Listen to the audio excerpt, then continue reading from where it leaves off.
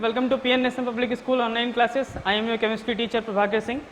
फिर से स्वागत करता हूँ आपको। चैप्टर नंबर 3 पढ़ाता हूँ क्लास 10 का, मेटल्स एंड नॉन मेटल्स। बहुत कुछ पढ़ रखा है आपने, बहुत कुछ पढ़ाया हूँ मैंने, मैं पढ़ा चुका हूँ आपको, सही बात है ना। क्या क्या पढ़ाया याद है? Physical properties of metal and non metal पढ़ा रखा हूँ, केमिकल प्रॉपर्टीज मेटल की पढ़ा चुका हूँ। आज chemical properties of non metal खत्म किया जाएगा, है ना, खत्म कर दिया जाएगा, एकदम खत्म, है ना। और इसके अलावा I would like to thank you, सबको मैं धन्यवाद करना चाहता हूँ कि सब लोग पॉजिटिव रिस्पॉन्ड दे रहे हैं, हाँ, हमको पसंद कर रहे हैं, मेरे वीडियोस को पसंद कर रहे हैं, ठीक है, very good, keep going on. मेरी बस यही इच्छा है कि आप लोग बहुत अच्छे से पढ़ें, केमिस्ट्री में फुल नंबर लेके आए बोर्ड एग्जामिनेशन में।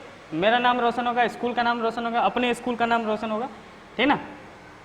चलिए स्टार्ट करते हैं। Chemical properties of non metal, chemical properties of non metal, है ना। सबका नाम होगा, ये आपके परिवार में, मतलब आपके मम्मी पापा से सबसे इम्पोर्टेंट वो है, वो बहुत खुश होंगे।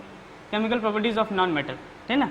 और मैं एक रिक्वेस्ट और करूंगा कि सिर्फ केमिस्ट्री में ही नहीं, बाकी सारे सब्जेक्ट में भी बहुत अच्छे से पढ़ें, है ना, एकदम इंथुजियास्टिक हो गए, ठीक है ना, लग जाइए जी जान से, ठीक है। चलिए, तो केमिकल प्रॉपर्टीज नॉन मेटल की समझने में बहुत, मतलब कोई भी प्रॉब्लम नहीं आएगी, 1% की प्रॉब्लम नहीं आएगी, क्योंकि मेटल्स की आप प्रॉपर्टीज केमिकल वाली बहुत अच्छे से सीख चुके हैं। तो चलिए, पहले मेटल वाले में क्या पढ़ा था? Reaction of metal with oxygen पढ़ा था। तो यहाँ पे reaction of non metal with oxygen पढ़ेंगे, reaction of non metal with oxygen, ठीक है ना, ये पढ़ेंगे। जैसे यहाँ पे क्या होता है, वहाँ पे metal plus oxygen, metal oxide बनाता है, तो यहाँ non metal plus oxygen non metal oxide बनाएगा, नॉन मेटल ऑक्साइड, ठीक है, शॉर्ट फॉर्म में लिखता हूँ, ठीक है ना। वहाँ पे जो मेटल ऑक्साइड बनता था, मेटल ऑक्साइड, वो कैसा नेचर का होता था? बेसिक नेचर का होता था, है ना। यहाँ पे ये दो टाइप का नेचर दिखा सकता है आपको, है ना। एक क्या, एसिडिक नेचर भी दिखा सकता है, एसिडिक नेचर, है ना। बेसिक नेचर वो दिखाता था, ये non metal oxide acidic nature के होते हैं, है ना। या न्यूट्रल ऑक्साइड भी बना सकता है, ये एसिडिक ऑक्साइड या न्यूट्रल ऑक्साइड भी बना सकता है, न्यूट्रल नेचर का भी हो सकता है, ठीक है ना। जैसे एसिडिक नेचर का, जैसे मान लीजिए आपका CO2 हो गया, SO2 हो गया, CO2, SO3, ये सब जो होते हैं एसिडिक नेचर के। जैसे वाटर हो गया, देखिए नॉन मेटल ऑक्साइड, मतलब एसिड न्यूट्रल है, मतलब पी सकते हैं, ठीक है ना। एसिड और बेस रहता तो पीते तो हालत खराब हो जाता, नहीं, ठीक है। चलिए, न्यूट्रल ऑक्साइड जैसे बहुत सारे होते हैं, कार्बन मोनोऑक्साइड भी होता है, NO भी होता है, NO2 भी होता है, बहुत सारे न्यूट्रल ऑक्साइड होते हैं, है ना। एसिडिक ऑक्साइड पहले देख लेते हैं क्या होता है। जैसे मान लीजिए कार्बन का रिएक्शन हम ऑक्सीजन के साथ करा रहे हैं, non metal plus oxygen gives non metal oxide, यानी कार्बन डाइऑक्साइड। अब ये एसिडिक नेचर का कैसे है, तो ये चेक करने के लिए आप इसमें पानी डाल दीजिए, है ना। अगर आप पानी डालेंगे तो H2CO3 बना लेगा, which is known as carbonic acid, जिसको बोलते हैं कार्बोनिक एसिड, ठीक है ना। ये कार्बोनिक एसिड है, एक टाइप का वीक एसिड है, आप चैप्टर नंबर 2 में पढ़ रखे हैं, है ना। ये वीक एसिड होता है, कम H+ डिसोसिएट करता है ना। तो ये वीक ऑर्गेनिक एसिड बना लेता है, मतलब ऑर्गेनिक नहीं, कार्बोनिक एसिड बना लेता है, ठीक है ना। तो इसलिए क्या होता है कि ये जो नॉन मेटल ऑक्साइड है वो एसिडिक नेचर का होता है, ठीक है ना। अरे ये ब्लू लिटमस को किसमें चेंज कर देता है? रेड में। Blue litmus changes into red, ठीक है ना। इसमें क्या होता था? रेड लिटमस को ब्लू में करता था, ठीक है ना। क्लियर है? बहुत सही। और भी बहुत सारे एग्जांपल देख लेते हैं। जैसे मान लीजिए सल्फर का ऑक्सीजन के साथ रिएक्शन करा दीजिए, SO3 बना लेगा, ठीक है ना। SO3 बैलेंस कर लीजिए, क्योंकि बैलेंस में बहुत जरूरी है। 3 2 2 2 3 6 3 6, वेरी गुड, ठीक है ना। SO3 का रिएक्शन फिर वाटर से मिला दीजिए, तो आप जानते हैं ये बना लेगा H2SO4, ठीक है ना। क्या है? सल्फ्यूरिक एसिड, और किस नाम से ये जाना जाता है, ठीक है ना। ये किंग ऑफ केमिकल है भाई, मैं बता दूं आपको, किंग ऑफ केमिकल, ठीक है ना, केमिकल्स का राजा है ये, ठीक है। तो ये बनता है, देखिए क्या है, non metal oxide, non metal oxide मतलब ये क्या है? एसिडिक नेचर का, ठीक है, क्लियर है।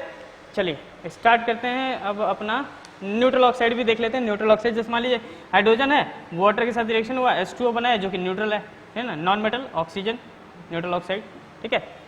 तो इसमें कोई प्रॉब्लम नहीं होगी आपको, ठीक है। तो reaction of non metal with oxygen हो गया। दूसरा क्या पढ़े थे वहाँ पे? Reaction of non metal with, sorry दूसरा क्या पढ़ा था आपने? हमको याद नहीं आ रहा, बताइए बताइए जल्दी बताइए। हाँ याद आ गया, reaction of non metal, reaction of metal with water पढ़ा था आपने, है ना। Reaction of metal with water, तो यहाँ reaction of non metal with water, एकदम सीधी बात, कभी भी नॉन मेटल का वाटर के साथ नो रिएक्शन, है ना।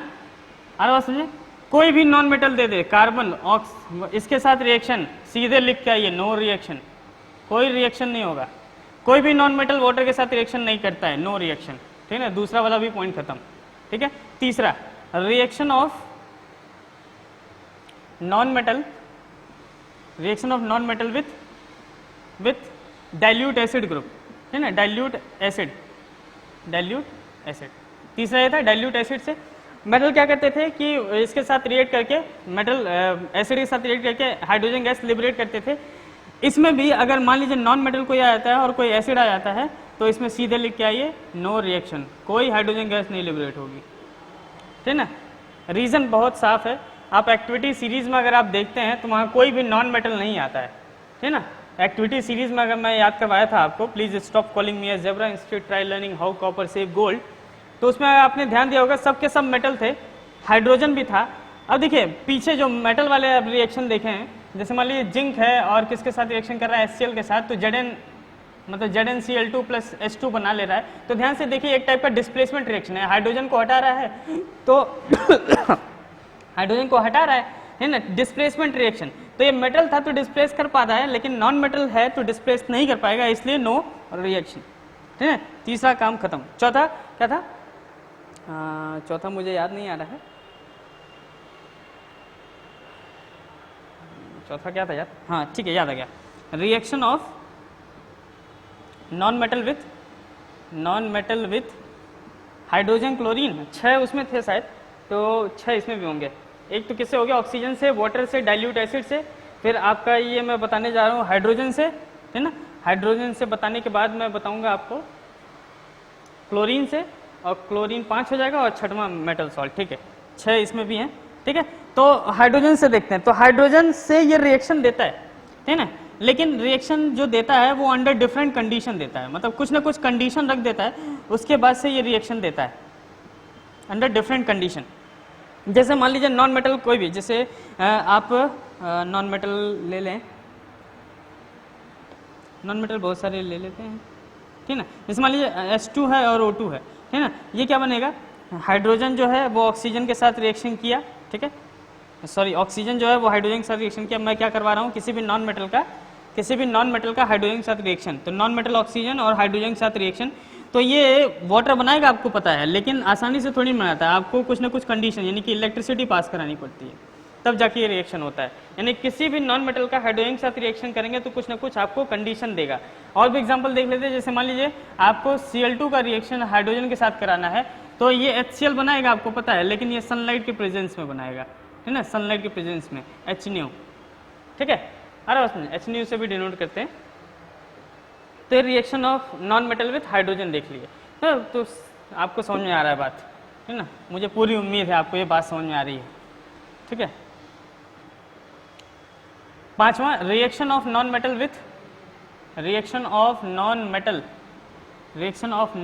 विथ क्लोरीन, है ना। क्लोरीन से देख लेते हैं। देखिए ये क्या होते हैं कि हाइड्रोजन मतलब सॉरी नॉन मेटल जो है वो क्लोरीन के साथ रिएक्शन करते हैं टू फॉर्म, क्या बनाने के लिए? Covalent compound. ये हमेशा क्लोरीन के साथ रिएक्शन करके कोवैलेंट कंपाउंड्स ही बनाते हैं, है ना, नॉन मेटल्स। जैसे मान लीजिए मैं क्या करूं, हाइड्रोजन को ले लूं और Cl2 को ले लूं, तो ध्यान से देखिए ये जो HCl बनेगा, हाँ ये सनलाइट के प्रेजेंस में तो बन ही रहा है, सही बात है, लेकिन ये जो कंपाउंड बनेगा वो कोवैलेंट बनेगा। कैसे? ध्यान से देखिए, हाइड्रोजन का 1 होता है और क्लोरीन का 7 होता है, 2 2 2, ठीक है ना। इनके पास क्या है कि 2 चाहिए होता है इनका कंप्लीट करने के लिए, इनको 8 चाहिए होता है, तो ये क्या करते हैं, ले लेते हैं और ये शेयर कर लेते हैं आपस में। तो ये जो बॉन्ड बना HCl 1 इलेक्ट्रॉन को शेयर करके बना हुआ है, ठीक है ना, तो इसमें सिंगल बॉन्ड बना है, ठीक है। तो ये जो बॉन्ड बना वो क्या है, कोवैलेंट बॉन्ड है, ठीक है ना, शेयरिंग करके बना है, ठीक है। तो कोई भी नॉन मेटल क्लोरीन के साथ रिएक्शन करता है तो क्या बनाता है, कोवैलेंट कंपाउंड बनाता है, ठीक है। क्लियर हो गया? तो ये भी बात समझ में आ गई आपको। And the last one is number 6, reaction of non metal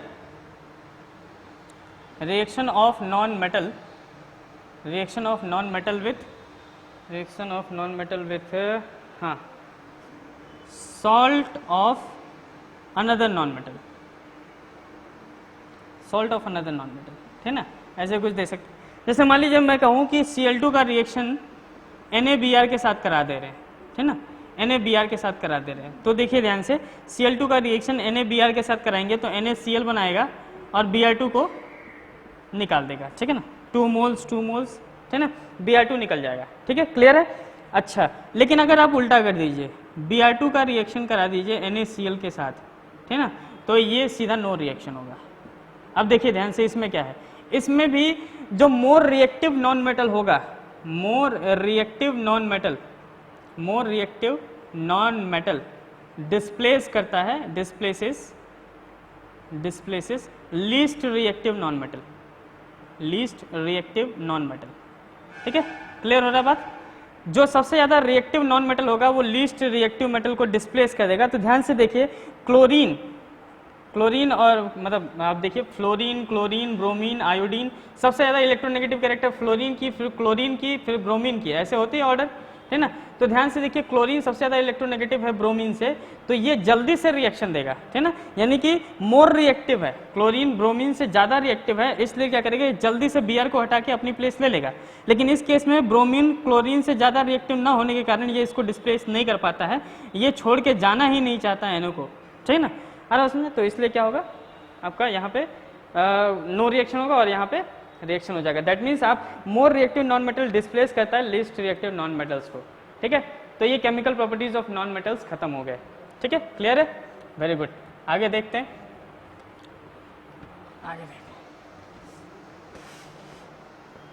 आने वाले लेक्चर्स में और अच्छा लगेगा आपको, क्योंकि उसमें मेटलर्जी पढ़ा जाएगा, ठीक है ना। आज कुछ दूसरा चीज़ पढ़ते हैं, ठीक है ना। जैसे how do metal and non metal react, कैसे रिएक्ट करते हैं, है ना, मेटल्स एंड नॉन मेटल्स, है ना, कैसे रिएक्ट करते हैं।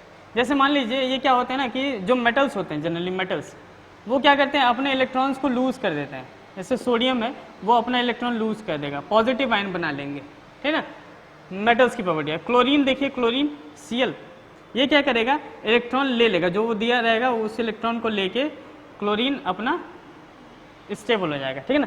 होता क्या है कि अगर मान लीजिए Na और Cl का रिएक्शन करवाइए, ठीक है ना, तो ये क्या है, Na जो है वो अपना एक इलेक्ट्रॉन दे देता है और क्लोरीन एक इलेक्ट्रॉन ले लेता है, ये कंपाउंड फॉर्मेशन हो जाता है, इसको आप बोलते हैं NaCl, है ना। जैसे क्या होगा कि सोडियम के पास 1, है ना, मैं बनाया था अभी थोड़ी देर पहले, और क्लोरीन के पास 7, है ना, तो ये क्या करेगा, अपना वाला इलेक्ट्रॉन इसको दे देगा, ठीक है। तो ये क्या हो जाएगा, इसके पास देखिए 281 था, दे देगा तो कितना हो जाएगा, इनिशियली 281 था, अब जब शेयर हो जाएगा, मतलब शेयर कहाँ करता है, ये लूज कर देता है अपना, तो इस 28 नोबेल गैस की कन्फिग्रेशन नियॉन वाली, है ना। ये देखिए, ये जैसे ही इलेक्ट्रॉन, ये पहले इतना था, जैसे ही हो जाएगा तो 288 का हो जाएगा, तो ये भी कन्फिग्रेशन पा जाएगा किसकी, हीलियम क्रिप्टॉन की पा जाएगा, ठीक है। तो ये आ जाएगा आपका क्या, नोबेल गैस की कन्फिग्रेशन। यानी कि देखिए, ये रिएक्शन इसलिए करते हैं ताकि, मतलब कोई भी काम हम लोग इसलिए करते हैं ताकि हम आगे चल के अपनी ज़िंदगी में स्टेबिलिटी अचीव कर लें। तो यहाँ पे स्टेबिलिटी अचीव हो जाती है by losing and gaining an electron, ठीक है, क्लियर हो रहा है बात। तो सोडियम का हो गया, क्लियर है। तो मेटल्स एंड नॉन मेटल्स ऐसे रिएक्ट करते हैं, ठीक है ना। तो मेटल्स और नॉन मेटल्स जब रिएक्ट करते हैं तो 2-3 बातें आपको सामने आ रही है, ठीक है ना। तो यहाँ पे आयंस का फॉर्मेशन होता है, ठीक है ना, आयंस का फॉर्मेशन होता है, आयंस फॉर्म करते हैं, ठीक है ना, आयंस का फॉर्मेशन होता है। तो ये कंपाउंड जो होते हैं वो आयनिक कंपाउंड माने जाते हैं। कैसे कंपाउंड, आयोनिक कंपाउंड, ठीक है। आयनिक कंपाउंड, जैसे आयंस क्या होते हैं, पॉजिटिव और नेगेटिव आयंस, जैसे इसको कैटाइन बोलेंगे आप, हाँ, और इसको एनाइन बोलते हैं आप, ये सब आप तो 9th में पढ़े ही हैं, है ना। आयनिक कंपाउंड होता है इसको, या इसको इलेक्ट्रोवैलेंट कंपाउंड भी बोलते हैं, इलेक्ट्रोवैलेंट कंपाउंड, ठीक है ना, नाम है इनका, ठीक है ना। कभी कभी पूछ देता है कि इलेक्ट्रोवैलेंसी बताइए, मान लीजिए कोई कंपाउंड दे दे NaCl, तो बोले कि इलेक्ट्रोवैलेंसी इसकी बताइए, ठीक है ना। इलेक्ट्रोवैलेंसी मतलब नंबर ऑफ इलेक्ट्रॉन लूज और गेन इन ए कंपाउंड। जितना इलेक्ट्रॉन लूज और गेन किया गया, या तो लूज या तो गेन, दोनों जोड़ मत दीजिएगा, दो, ठीक है ना, ठीक है ना। तो इसका देखिए, एक ही इलेक्ट्रॉन लूज करता है, एक ही इलेक्ट्रॉन लेता है, यानी कि इसकी इलेक्ट्रोवैलेंसी 1 हो जाएगी। ZnCl2 देखिए, ZnCl2 की अगर बात करें तो जिंक जो है वो अपना 2 इलेक्ट्रॉन निकाल देता है, ठीक है ना, और Cl 2 इलेक्ट्रॉन ले लेता है, क्योंकि 2 लोग हैं ना, तो इसकी इलेक्ट्रोवैलेंसी कितनी हो जाएगी, 2 की, ठीक है, क्लियर हो रहा है बात, ठीक है। चलिए तो ये आप इलेक्ट्रोवैलेंट, तो हम ये देख लेते हैं वो इलेक्ट्रोवैलेंट, तो इलेक्ट्रोवैलेंसी समझ आ रही है, कितने इलेक्ट्रॉन लूज करेंगे कितने इलेक्ट्रॉन गेन करेंगे, ठीक है। तीसरा हम देखते हैं, मतलब सॉरी इसकी प्रॉपर्टीज देख लेते हैं, properties of ionic compound, properties of ionic compound.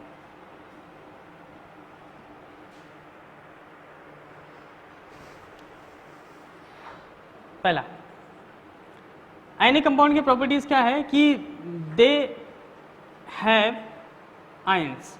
पहली बात, जो भी कोई आयनिक कंपाउंड होगा उनके पास कुछ ना कुछ आयंस होंगे, आप जानते हैं NaCl, NaCl में आयन है, Na पॉजिटिव का और Cl माइनस का, ठीक है, पहली प्रॉपर्टी। दूसरा, दे आर सॉलिड, वो हमेशा सॉलिड होते हैं in room temperature, they are solid at room temperature, they are solid at room temperature, ठीक है, सॉलिड एट रूम टेम्परेचर। और क्या होता है, बड़ी सॉलिड हो गया,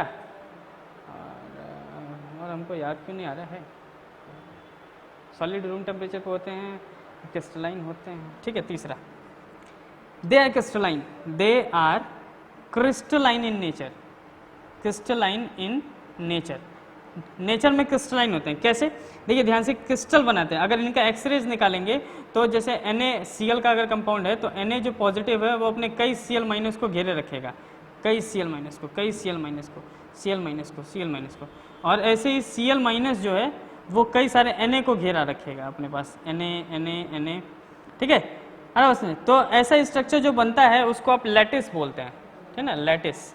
आपको क्लास 12 में पहले चैप्टर में ये सब बहुत अच्छे से पढ़ना है, ठीक है ना, ये लैटिस बनता है। तो ये क्या है कि कुल मिला के जो आयनिक कंपाउंड होते हैं वो क्रिस्टलाइन नेचर करते हैं, मतलब क्रिस्टल टाइप का बनाते हैं। आप नमक को उठा के देखिए तो क्रिस्टल टाइप का होता है ना। तो आयनिक कंपाउंड जो होते हैं हमेशा क्रिस्टलाइन नेचर के होते हैं, ठीक है ना। तीसरा, अब देखिए क्या है, इनके बीच में जो बॉन्डिंग होती है बहुत स्ट्रांग होती है ना, बहुत ज़्यादा स्ट्रांग होती है, क्योंकि वो अपनी मर्जी से उसने दिया था और अपनी मर्जी से उसने लिया था, है ना। तो ये क्या होता है कि इनका जो बॉन्ड होता है वो बहुत स्ट्रांग होता है। अब बॉन्ड स्ट्रांग होने की वजह से इनकी मेल्टिंग और बॉइलिंग पॉइंट बहुत ही हाई हो जाती है, high melting point and boiling point, ठीक है ना, बहुत ही हाई हो जाती है, ठीक है। पांचवी बात बताएंगे अगर, तो ये जो होते हैं वो सॉल्युबल इन वाटर, आप नमक को पानी में घोल सकते हैं, soluble in water but insoluble, लेकिन पानी में घोल सकते हैं लेकिन इनसॉल्युबल होते हैं नॉन पोलर सॉल्वेंट में। नॉन पोलर सॉल्वेंट की बात करें, ठीक है ना, नॉन पोलर सॉल्वेंट की बात करेंगे तो बेंजीन हो जाएगा आपका नॉन पोलर सॉल्वेंट, ठीक है ना। और भी हो सकता है, अल्कोहल हो सकता है नॉन पोलर सॉल्वेंट, ईथर, ये सारे नॉन पोलर सॉल्वेंट है, इसमें नमक नहीं घुलता है, ठीक है ना, और ये वाटर में सॉल्युबल होता है। And the sixth number is they conduct electricity, they conduct electricity, they conduct electricity in molten state, molten state में, थोड़ा सा मतलब हार्ड स्टेट में नहीं, थोड़ा सा उनको एक्वस स्टेट में कन्वर्ट करके आप इलेक्ट्रिसिटी पास करा सकते हैं, ठीक है, क्लियर है। तो ये आपका आज का लेक्चर इतना ही है।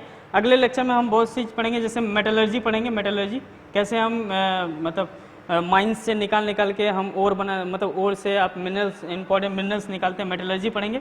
दूसरा पढ़ेंगे हम एलॉय, है ना, और थर्ड कोरोजन।